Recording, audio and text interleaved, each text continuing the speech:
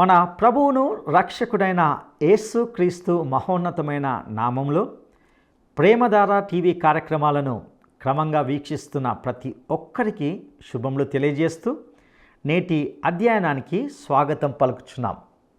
గత పాఠంలో మీరు విన్న విషయాల ద్వారా మీరేమి నేర్చుకొని ఉన్నారో తెలుసుకోగలుగుతున్నాం. మోషే దేవుడు పిలిచినప్పుడు సందేహించి తన అశక్తతను, తన బలహీనతలను ఒప్పుకున్నాడు.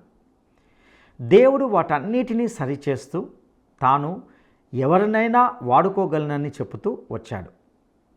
మూగ, అంధ, అంగహీనులను వాడుకోగల సామర్థ్యాన్ని దేవుడు కలిగి ఉన్నాడని దేవుడు మోషేకు వివరించడాన్ని ఇంతవరకు విన్నాం.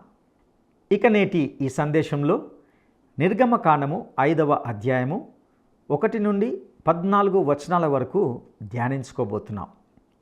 40 ఏళ్ల తర్వాత మోషే తిరిగి వచ్చి తన ప్రజలను ఐగుప్తు దేశం నుండి, బానిసత్వం నుండి విడిపించడానికి పూనుకున్నాడు. ఫరో వారిని ససేమిరా పంపనన్నాడు. దేవుడు తన చెయ్యి చాచి ఐగుప్తుపై తన శక్తిని చూపబోతున్నాడని, ఆయా తెగుళ్ళు కుమ్మరించబోతున్నాడని వింటాం. అయితే ఎప్పుడైతే మోషే అహరోన్లు వెళ్ళి తన ప్రజలను పంపమని అడిగారో వెంటనే ఫరో హృదయము మరింత కఠినమై ఇశ్రాయేలీలను మరింతగా బాధ పెట్టడాన్ని ప్రారంభించాడు. ఒక ప్రాముఖ్యమైన ప్రశ్న ఫరో అడిగాడు. మిమ్మును పోనివ్వడానికి యెహోవా ఎవడు? దేవుడెవరో, ఆయన ఏమి చేయగలడో ప్రతి ఒక్కరూ తెలుసుకోవాలి. ఆయన ఎవరో ఫరో తెలుసుకునే విధంగా చేయడమే దేవుని యొక్క ముఖ్య ఉద్దేశం. దీనికి సంబంధించి నేటి పాఠంలో ఆ విషయాలన్నింటినీ తెలుసుకుందామా? సోదరీ సోదరులారా, బాగున్నారా? మనం కడవరి దినాలలో ఉన్నాం. ఈ రోజుల్లో దేవుని వాక్యం సమృద్ధిగా పంచిపెట్టబడుతోంది. ప్రభువు రాకడ రాను రాను సమీపమైపోతున్నది. మీరందరూ సందేశాలు క్రమంగా వింటున్నారు. వాక్యపు వెలుగులో తమ జీవితాలను పరీక్షించుకొని దేవుని కృపను బట్టి అనేకులు పరివర్తన చెందుతున్నారు. మేమెంతో దేవునికి కృతజ్ఞులం. ఈ రోజున మనం నిర్గమకాండం 5వ అధ్యాయం 1 నుండి 14 వచనం వరకు వినబోతున్నాం. వినుట చేత విశ్వాసం, విశ్వాసులు వింటే అధిక విశ్వాసం కలుగుతుంది. సోదరీ సోదరులారా, నిర్గమకాండం 5వ అధ్యాయం ఫరోతో మోషే అహరోనులు ముఖాముఖి వివాదానికి తలపడుతున్నారు. ఈజిప్టు దేశంలో విగ్రహారాధన ముమ్మూరంగా జరుగుతుంది. దేవుడు తెగుళ్లు రానిచ్చాడు. దేవునికి దుష్టశక్తులకు మధ్య ఇది ఆధ్యాత్మిక మహాయుద్ధం. 40 సంవత్సరాల తరువాత మోషే తిరిగి ఈజిప్టుకు వచ్చాడు. ప్రజలను దాస్యము నుండి విడిపించడానికి పూనుకుంటున్నాడు. ఇశ్రాయేలు పెద్దలను సమకూర్చాడు. అందరూ కలిసి ఫరో వద్దకు వెళ్ళాలి, తమను బయటికి పంపించమని అడగాలి. కాని ఫరో దానికి ఒప్పుకోవటం లేదు. ఇప్పుడు యెహోవా దేవునికి ఈజిప్టులోని స్థానిక దేవుళ్లకు హోరాహోరీ పోరాటం మొదలైంది. తెగుళ్ళు వచ్చాయంటే ఇదంతా క్రమబద్ధమైన దేవుని ఆలోచన. ఫరో ప్రశ్నించాడు, యెహోవా ఎవరు? ఆయన ఎవరో నాకు తెలియదే. నేను ఇశ్రాయేలును పంపను. అప్పుడు దేవుడు తనను తాను ప్రజలకు ప్రత్యక్షపరచుకొని ఈజిప్టు దేశంలో తెగుళ్లను రానిచ్చాడు. నిర్గమకాండం 7వ అధ్యాయం 5వ వచనం ఇదే మాట చెబుతోంది. దేవుడంటున్నాడు, నేను ఈజిప్టు మీద నా చెయ్యి చాచి ఇశ్రాయేలీయులను వారి మధ్య నుండి రప్పించగానే నేను యెహోవానని ఈజిప్టు వారు తెలుసుకుంటారు. దేవుడు తెగుళ్లను పంపి ప్రజలకు ఒక పాఠం నేర్పాలని, తానెవరో ఈజిప్టు దేశీయులు తెలుసుకోవాలని, తన ప్రజలైన ఇశ్రాయేలీయులకు విమోచన కలిగించాలని సంకల్పించాడు. ఈజిప్టులో ఉన్న ఒక్కొక్క దేవత ఒక్కొక్క తెగులును ఎదుర్కోవలసి ఉంది. ఈజిప్టులో వేల కొలది దేవస్థానాలున్నాయి, లక్షల కొలది విగ్రహాలున్నాయి. 3000 రకాల దేవతలు ఆ కాలంలో ఈజిప్టులో ఉన్నట్లు చరిత్ర చెబుతోంది. ఈజిప్టు దేశంలోని మతాలలో ఎన్నో క్షుద్ర శక్తులున్నాయి. పూర్వకాలంలో ఎందరో మేధావులున్నారు. వారు ఎన్నో ప్రకృతి శక్తులను కనిపెట్టారు. 2 తిమోతి 3వ అధ్యాయం 8వ వచనంలో పౌలు చెప్పాడు, ఎన్నే ఎంబ్రే అనేవారు మోషేను ఎదిరించినట్లు కొందరు చెడిన మనస్సు కలిగి విశ్వాస విషయములో భ్రష్టులై సత్యమును ఎదిరిస్తారు. సైతానీయమైన శక్తులు ఆ రోజుల్లో ఈజిప్టులో పనిచేశాయి. సైతాను తనను పూజించే వారికి అట్టి శక్తులు ఇస్తాడని మనం ఎరుగుదాం. డెల్ఫీ అనే చోట గ్రీకు రాజ్యంలో దేవోక్తులు పలికేవారు. సరే, ఈజిప్టులో తెగుళ్ళు వచ్చాయి. ఈ తెగుళ్ళని విగ్రహారాధన మీదికి, ఫరో మీదికి, సైతాను మీదికి దేవుడు ప్రకటించిన యుద్ధమే. ఇది దేవుళ్ళ యుద్ధం. నిర్గమకాండం 12వ అధ్యాయం 12వ వచనం, ఆ రాత్రి నేను ఈజిప్టు దేశమందు సంచరించి ఈజిప్టు దేశమందలి మనుష్యులలోనే గాని జంతువులలోనే గాని తొలి సంతతినంతా హతం చేసి ఈజిప్టు దేవతలన్నిటికీ తీర్పు తీరుస్తాను. నేను యెహోవాను.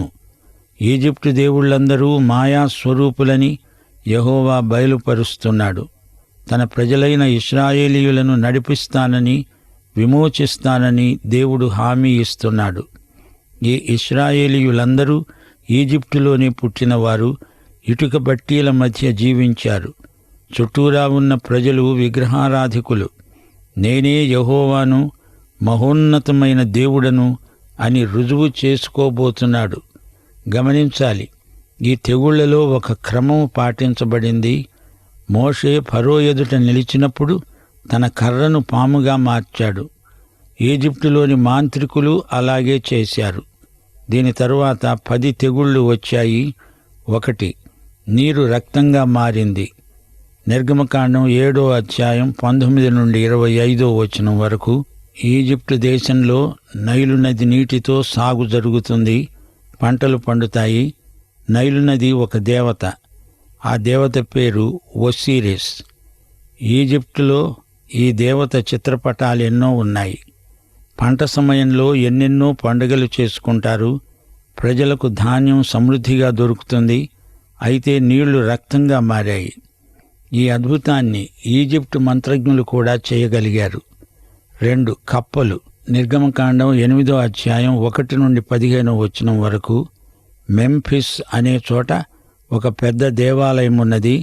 అక్కడ హెకా అనే దేవత ప్రతిష్ఠించబడింది. ఈ దేవత తల కప్ప ఆకారంలో ఉంటుంది. అందుకే ఈజిప్టు వారు కప్పను చంపరు. అది పవిత్రమైనది. కానీ చంపక తప్పలేదు. ఎక్కడ చూచినా కప్పలే. అవి ఇండ్లలోకి వచ్చాయి. ఈజిప్టు మంత్రగాండ్లు ఈ అద్భుతాన్ని కూడా చేయగలిగారు. వారిది మంత్రశక్తి. 3, పేలు. నిర్గమకాండం 8వ అధ్యాయం 16 నుండి 20వ వచనం వరకు. గేబ్ అనే భూదేవతను ఈజిప్టు దేశీయులు ఆరాధించారు. అయితే అంతటా పేలు నిండిపోయాయి. పేలు దేవత అయినా వాటిని చంపక తప్పదు. ఈజిప్టు మంత్రవాదులు ఈ అద్భుతాన్ని చేయలేకపోయారు. 4, ఈగలు. నిర్గమకాండం 8వ అధ్యాయం 20 నుండి 32వ వచనం వరకు. ఎక్కడ చూచినా ఈగలే. కెపారా కందిరీగ రూపంలో ఉంటుంది. ఈ దేవత జీవమును సూచిస్తుంది. రా అనే సూర్యదేవునికి కెపారా అనే దేవతకు సంబంధముంది. 5, పొక్కులు, దద్దుర్లు. ఈ తెగులును ఈజిప్టు మాంత్రికులు సృష్టించలేకపోయారు. ఈ పొక్కుల రోగం పశువులకు వస్తుంది. ఎఫిస్ అనే దేవత ఎద్దు ఆకారంలో ఉంటుంది. ఎద్దు దేవతకు పొక్కులు, దద్దురు రోగం వచ్చింది. 6, బొబ్బలు. నిర్గమకాండం 9వ అధ్యాయం 8 నుండి 17వ వచనం వరకు. ఈ ఈజిప్టు దేశంలోని యాజకులు ఆరోగ్యంగా ఉండాలి. చర్మం మీద ఎట్టి రోగం ఉండకూడదు. అయితే వారందరికీ శరీరం మీద బొబ్బలు లేచాయి. ఇది ఈజిప్టు దేశపు మతం మీద దేవుని తీర్పు. 7, వడగండ్లు. నిర్గమకాండం 9వ అధ్యాయం 18 నుండి 35వ వచనం వరకు. ఈ వడగండ్లు ఆకాశదేవిపై తీర్పు. 8, మిడతలు. నిర్గమకాండం 10వ అధ్యాయం 1 నుండి 20వ వచనం వరకు. ఇది కీటక దేవతలపై తీర్పు. వారి పంటలన్నీ నాశనమైపోయాయి. ఈ మిడతలు యోవేలు ప్రవచనాలలో, ప్రకటన గ్రంథంలో కూడా కనిపిస్తాయి. 9, చీకటి. నిర్గమకాండం 10వ అధ్యాయం 21 నుండి 29వ వచనం వరకు ఈ తెగులు రా అనే సూర్యదేవతపై తీర్పు. 10 జ్యేష్ఠపుత్రుని మరణం. నిర్గమకాండం 11వ అధ్యాయం నుండి 12వ అధ్యాయం 36వ వచనం వరకు ఈజిప్టు మత విశ్వాస ప్రకారం ప్రతి కుటుంబంలో జ్యేష్ఠుడు దేవుడికి ప్రతిష్ఠించబడాలి. ఇప్పుడు జ్యేష్ఠ కుమారులు చనిపోతున్నారు. యెహోవాయే దేవుడని వీటి ద్వారా తెలిసిపోతుంది. అదే సమయంలో ఇశ్రాయేలీయుల విశ్వాసం కూడా వృద్ధి అవుతుంది. ఈ తెగుళ్లు రావటంలో యెహోవాయే అసలైన దేవుడని, మిగతావన్నీ క్షుద్రశక్తులని రుజువైంది. యెషయా ప్రవచనం ప్రకారం ఈజిప్టులో ఏమాత్రం విగ్రహారాధన ఉండదు. ఈ రోజున ఆ దేశంలో ఒక్క విగ్రహం కూడా కనపడదు. యెషయా ప్రవచనం ఈ విధంగా నెరవేరింది. ఇప్పుడు నిర్గమకాండం 5వ అధ్యాయం 1 నుండి వినండి. తరువాత మోషే అహరోనులు వచ్చి ఫరోను చూచి అన్నారు, ఇశ్రాయేలీయుల దేవుడైన యెహోవా అరణ్యములో తనకు ఉత్సవం చేయడానికి తన జనమును పోనిమ్మని ఆజ్ఞాపిస్తున్నాడు. దేవునికి ఉత్సవం చేస్తామంటున్నారు. పూర్తి ప్రణాళిక వీరు ఫరోకు చెప్పటం లేదు. అరణ్యం వరకు వెళుతాము, మా దేవుణ్ణి ఆరాధించుకుంటాము అంటున్నారు. క్రమేణా అంచెలవారీగా అసలు సంగతి బయటపెడతారు. ఫరో అన్నాడు, నేను అతని మాట విని ఇశ్రాయేలీయులను పోనీయడానికి యెహోవా ఎవడు? నేను యెహోవాను ఎరగను, ఇశ్రాయేలీయులను పోనీయను.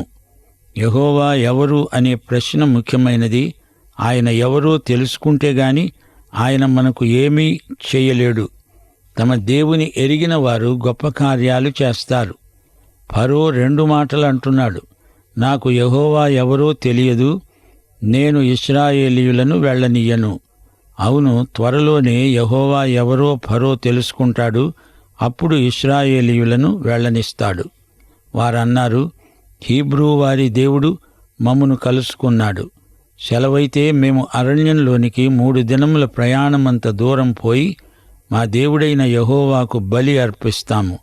లేని ఎడల ఆయన మా మీద తెగులుతో ఖడ్గముతో పడతాడేమో. మనము దేవుణ్ణి ఆరాధించాలి, లేకపోతే ముప్పు వాటిల్లుతుంది. ఆరాధించని దేవుని ప్రజలకు తీర్పు తప్పదు. ఈజిప్టు రాజు అన్నాడు, మోషే, అహరోను, ఈ జనులు తమ పనులు చేసుకోకుండా మీరెందుకు ఆపుతున్నారు? మీ బరువులు మోసుకోండి, పోండి. సోదరీ సోదరులారా, గమనించారా? మోషే ప్రజలందరితో అంతకుముందు బహిరంగంగా మాట్లాడాడు. ప్రజానాడి తెలుసుకున్నాడు. అందరూ వెళ్ళిపోతామంటున్నారు. ఫరో ఇది పసికట్టాడు. పోండి, మీరంతా ఇటుక బట్టీల వద్ద బరువులు మొయ్యాలి. అనవసరంగా పనికి నష్టం కలిగించవద్దు.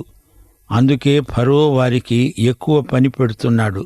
ఆ దినమున ఫరో ప్రజలపై ఉన్న కార్యనియామకులకు, వారి నాయకులకు ఆజ్ఞాపించాడు, ఇటుకలు చేయడానికి మీరు ఇక మీదట ఈ జనులకు గడ్డి ఇవ్వకూడదు.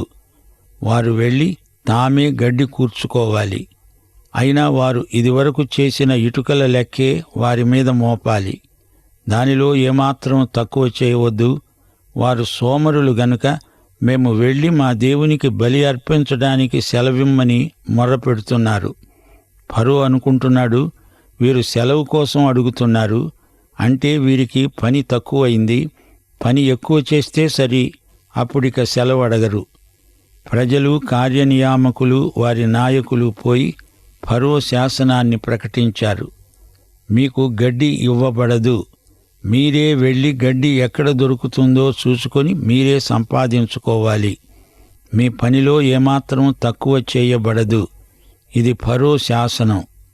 అప్పుడు ప్రజలు గడ్డికి మారుగా కొయ్యకాలు సమకూర్చుకోవడానికి ఈజిప్టు దేశమందంతటా చెదరిపోయారు. కార్యనియామకులు వారిని త్వరపెట్టి గడ్డి ఉన్నప్పటి వల్లనే ఏనాటి పని ఆనాడే ముగించాలి అన్నారు. ఫరో కార్యనియామకులు తాము ఇశ్రాయేలీయులలో వారి మీద ఉంచిన నాయకులను కొట్టి, ఇప్పటివలె మీ లెక్క చొప్పున ఇటుకలను నిన్న నేడు మీరు ఎందుకు చేయించలేదు అని అడిగారు.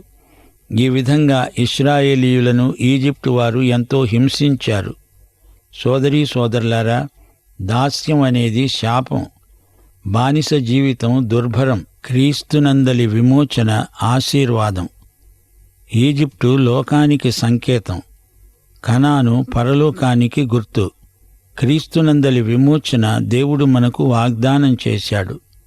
పాపులైన మానవులు సైతానీయ దాస్యంలో ఎంతో బాధపడుతున్నారు. దాస్యం నుండి అనగా సైతాను రాజ్యం నుండి దేవుని రాజ్యములోనికి మనలను నడిపించిన యేసుక్రీస్తు మోషే కంటే శ్రేష్ఠుడు. ఈ రోజున విశ్వాసము ద్వారా మనకు దేవుని రాజ్యంలోకి ప్రవేశం లభిస్తున్నది. విశ్వాసమనేది పాత నిబంధనలో అబ్రహాము జీవితంలో మనం నేర్చుకున్న గొప్ప పాఠం. విశ్వాసము చేత నీతిమంతులమవుతున్నాము. నీతిమంతుడు విశ్వాసము వలన జీవిస్తాడు. అయితే పాపి విశ్వాసం వలననే నీతిమంతుడవుతున్నాడు. సోదరీ సోదరులారా, విశ్వాసం గొప్ప విశ్వాసమవ్వాలి, బలమైన విశ్వాసమవ్వాలి. విశ్వాసం అంతకంతకు ఎదగాలి. దేవుడు మనల్ని విశ్వాసులు అంటున్నాడు. మనము దేవుని పిల్లలం. విశ్వాసం వలననే దేవుని పిల్లలమయ్యాము. దేవునికి విశ్వాసికి ఉన్న సంబంధం 2 మాటలలో చెప్పబడింది. దేవుడిది కృప, మానవునిది విశ్వాసం. సోదరుడా, సోదరి, నీవు దేవుణ్ణి మెప్పించాలంటే, దేవుని వాగ్దానాలను పొందాలంటే నీ విశ్వాసమే నీకు సహాయపడుతుంది. హెబ్రీ పత్రిక 11వ అధ్యాయం 6వ వచనం ఏమంటోంది? విశ్వాసము లేకుండా దేవునికి ఇష్టుడై ఉండుట అసాధ్యం. దేవుని వద్దకు వచ్చేవాడు ఆయన ఉన్నాడని, తనను వెదకే వారికి ఫలము దయచేసేవాడని నమ్మాలి గదా. విశ్వాసాన్ని ఎలా వృద్ధి చేసుకోవాలి? విశ్వాసం సాధన చేత వృద్ధి అవుతుంది. నీకు విమోచన ప్రాప్తించింది, ఇది వాస్తవమని నమ్మాలి. యేసు ప్రభువు నిన్ను విమోచించాడు. నీవు క్రీస్తునందు స్వేచ్ఛాజీవివి. నీవు బంధకాలలో లేవు, విడుదల పొంది ఉన్నావు.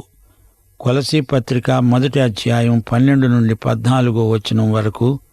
మీరు ప్రతి సత్కార్యములో సఫలులవుతూ దేవుని విషయమైన జ్ఞానమందు అభివృద్ధి పొందుతూ అన్ని విషయాలలో ప్రభువును సంతోషపెట్టేటట్లు ఆయనకు తగినట్లుగా నడుచుకోవాలని ఆనందముతో కూడిన పూర్ణమైన ఓర్పు, దీర్ఘశాంతము కనపరిచేటట్లు ఆయన మహిమ శక్తిని బట్టి సంపూర్ణ బలముతో బలపరచబడాలని, తేజోవాసులైన పరిశుద్ధుల స్వాస్థ్యములో పాలివారమగుటకు మనలను పాత్రులనుగా చేసిన తండ్రికి మీరు కృతజ్ఞతాస్తుతులు సమర్పించాలని దేవుణ్ణి బ్రతిమాలుకుంటున్నాను.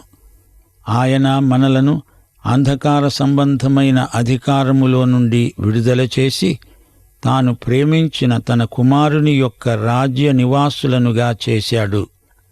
ఆ కుమారుని యందు మనకు విమోచనము అనగా పాప క్షమాపణ కలుగుతున్నది. పరలోక స్వాస్థ్యం అనుభవించడానికి తేజోవాసులమై పరమకానానులో సదాకాలం జీవించటానికి దేవుడు మనకిచ్చిన కృపల కొరకు ఆయనకు కృతజ్ఞతాస్తుతులు సమర్పిస్తున్నాం. మనం తేజోవాసులైన పరిశుద్ధుల స్వాస్థ్యంలో పాలివారం. ఈజిప్టు దాస్యము నుండి మనలను ప్రభువైన యేసుక్రీస్తు పరమకానానుకు నడిపిస్తున్నాడు. ఈ గొప్ప భాగ్యాన్ని మనం ఇప్పుడే అనుభవిస్తున్నట్లు ఆనందించాలి. దేవునికి కృతజ్ఞతలు చెప్పుకోవాలి. చీకటి నుండి మనలను విమోచించిన ఆధ్యాత్మిక మోషే యేసు ప్రభువే. దేవుడు మనల్ని పరలోకానికి చేరుస్తాడని కాదు, చేర్చాడు. మన స్వాస్థ్యాన్ని మనం ఇప్పుడే అనుభవించడం నేర్చుకోవాలి. ఇది వాస్తవం. చీకటి రాజ్యం నుండి మనకు విడుదల దొరికింది. మనం దేవుని రాజ్యంలోకి జన్మించాం. యెషయా గ్రంథం 61వ అధ్యాయం 3వ వచనం, సీయోనులో దుఃఖించే వారికి ఉల్లాస వస్త్రాలు ధరింపచేయడానికి, బూడిదకు ప్రతిగా పూదండను, దుఃఖానికి ప్రతిగా ఆనంద తైలమును, భారభరితమైన ఆత్మకు ప్రతిగా స్తుతి వస్త్రమును వారికిచ్చుటకు అనగా మనకివ్వడానికి దేవుడు యేసుక్రీస్తును పంపాడు. మోషే ఈజిప్టుకు వెళ్ళి తన ప్రజలను బయటికి నడిపించినట్లు యేసుక్రీస్తు ఈ లోకానికి వచ్చి మనలను రక్షించి పరలోకానికి నడిపించాడు. అందుకే మా శ్రోతలకు హెచ్చరిక చేస్తున్నాము. ఫిలిప్పీ 4:4 ఎల్లప్పుడూ ప్రభువునందు ఆనందించండి. మరలా చెప్తున్నాను, ఆనందించండి. మీ సహనము లేక మృదుత్వము సకల జనులకు తెలియబడనీయండి. ప్రభువు సమీపముగా ఉన్నాడు. 1 తెస్సలోని పత్రిక 5:16 ప్రతి విషయమందు కృతజ్ఞతాస్తుతులు సమర్పించండి. ఈలాగు చేయడం యేసుక్రీస్తునందు మీ విషయములో దేవుని చిత్తం. జ్ఞానము, కనికరము, ఆనందము మనలో ఎప్పటికప్పుడే ఉత్పత్తి కావాలి. భవిష్యత్తులో ఏముందో మనకు తెలియదు గాని భవిష్యత్తు ప్రభువు చేతుల్లో ఉంది. విశ్వాస జీవితము అంటే అదే. ఇశ్రాయేలీయులు అల్ప విశ్వాసము చేత ఆనందించలేకపోయారు. సోదరా, సోదరి, నీ జీవితంలో మిగతా విభాగానికి ఈ రోజే క్రొత్త రోజు. మహోజ్వలమైన భవిష్యత్తు మన కోసం పదిలమై ఉంది. ముగింపులో 145 కీర్తన 10 నుండి 21 వరకు మా శ్రోతల దృష్టికి తెస్తాము. యెహోవా, నీ క్రియలన్నిటి కొరకు నీకు కృతజ్ఞతాస్తుతులు. నీ భక్తులు నిన్ను సన్నుతిస్తారు. ఆయన రాజ్యం మహోన్నత ప్రభావము, ఆయన బలము నరులకు తెలియచేయడానికి నీ భక్తులు నీ రాజ్య ప్రభావాన్ని గూర్చి చెప్పుకుంటారు. నీ శౌర్యమును గూర్చి పలుకుతారు. నీ రాజ్యము శాశ్వత రాజ్యం. నీ రాజ్య పరిపాలన తరతరాలకు నిలుస్తుంది. యెహోవా తన మార్గములన్నింటిలో నీతి గలవాడు. నా నోరు యెహోవాను స్తోత్రం చేస్తుంది. శరీరులంతా ఆయన పరిశుద్ధ నామమును సన్నుతించెదరుగాక. పాఠం ఇంతటితో సమాప్తం. మన ప్రభు అయిన యేసుక్రీస్తు వారి దివ్యకృప, తండ్రి అయిన దేవుని పరమప్రేమ, పరిశుద్ధాత్మ యొక్క అన్యోన్య సహవాసము మనకందరికీ నిత్యత్వము పర్యంతము తోడై ఉండునుగాక. ఆమేన్. ప్రియులారా, ఇంతవరకు విన్న సత్యాల ద్వారా మీ ఆధ్యాత్మిక జీవితంలో ఎదుగుతూ ఉన్నారని నమ్ముతూ మీ కొరకు దేవుణ్ణి స్తుతిస్తున్నాం. మోషే ప్రజలతో బహిరంగంగా మాట్లాడి ఒప్పించాడు. అప్పటికే ఇశ్రాయేలు ప్రజలు ఇటుక బట్టీల మధ్య దాసులుగా, బానిసలుగా స్థిరపడి ఉన్నారు. బానిసత్వం అనేది కడుఘోరమైనది. ఎలాంటి సౌలభ్యాలు ఉండవు దాస్యంలో. ఒక్క పూట సెలవు కూడా దొరకదు. దేవుని ప్రజలను, సోమరులని దూషిస్తూ ఫరో వారిని ఎంతో ఇబ్బంది పెడుతున్నాడు. ఇంకా శ్రమ ఎక్కువ చేయబడింది. ప్రియులారా, ఈ సందేశం మనకు ఏమి నేర్పింది? ఐగుప్తు దాస్యము పాపదాస్యానికి గుర్తుగా ఉంది. లోక ఐగుప్తు నుండి తన యందు విశ్వాసముంచు వారిని క్రీస్తు విమోచించుతున్నాడు. క్రీస్తునందున వారికి మహోజ్వలమైన భవిష్యత్తు క్రీస్తు యేసునందు ఏర్పాటు చేయబడింది. దాస్యం అనేది శాపం. క్రీస్తు యేసునందలి విమోచన ఆశీర్వాదకరం. ప్రియా సహోదరుడా, సహోదరి, ఈ లోక పాప దాస్యాల నుండి క్రీస్తునందలి విమోచనను మీరు పొందారా? ఐగుప్తు లోకాన్ని సూచిస్తుంది. కనాను పరలోకానికి దారి చూపుతుంది. పరలోకానికి మనలను నడిపించడానికి ప్రభువు మన కోసం వచ్చాడు. ప్రభువునందు మనము ఆనందించాలి. అల్ప విశ్వాసం చేత ఆయనలో ఎవ్వరూ ఆనందించలేరు. మీరు ప్రభువునందలి మీ విశ్వాసంలో అభివృద్ధి చెంది సర్వ సమృద్ధి అయిన ఆనందాన్ని పొందాలని మీ కొరకు మా ప్రార్థన. అట్టి కృపను దేవుడు మీకు దయచేయునుగాక. దైవాశీస్సులు.